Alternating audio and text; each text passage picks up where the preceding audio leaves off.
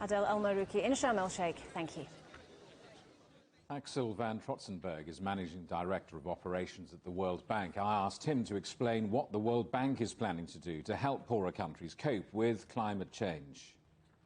Well, as you know, we are greatly concerned about all the impacts of climate change, but particularly the most vulnerable countries, be it the small island states, be it countries in Africa, are disproportionately affected by climate change and its impact. So they need special protection. There, the idea of a global shield was created to provide financing, particularly also preventive financing. So in case catastrophe hits, there will be immediate financing available. And that's the idea behind it. We got a first pledge by the German government of $170 million, so we are good to a good start. Making commitments is one thing, delivering is quite another. What are your expectations for the scaling of global climate finance? Well, I think first of all, we look to ourselves to scale, and we have been scaling massively our support, basically almost increasing by 80% over the last 3 years. So we reached $32 billion.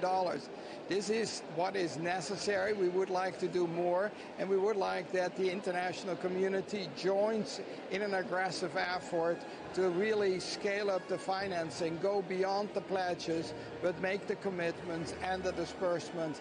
That is what we are doing, and that is what is necessary.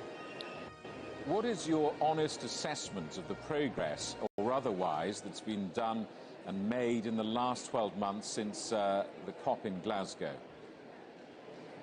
I think the great thing what happened in Glasgow was that we brought climate change and financing really for the first time together. There was a lot of prominence by finance ministers, and now there is much more of that recognition. So here in Sharm el-Sheikh, the challenge is to keep the momentum, build the momentum, so that all the financiers are stepping up. That can be of the multilateral side, like the World Bank, but should also be the bilateral commercial side and the private sector. That is what is needed, and that is a longer-term process, but I think that is also what I'm looking for here at COP27, that we take the next step and ultimately translate announcement into real commitments.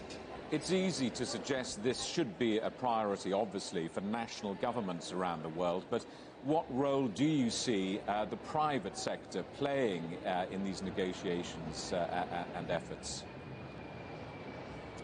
Well, the challenge is that the requirements to combat climate change are going to reach the trillions of dollars, and the governments simply don't have the resources. So therefore, we will need to seek an alliance with the private sector, and it is also good business decisions that to work towards a more sustainable planet. That should be also in the interest of the private sector. So we need their active participation. The good news is that the awareness is really broadening, and I think a lot of private sector operators, be it from the financial side, but also from the real economy side, are on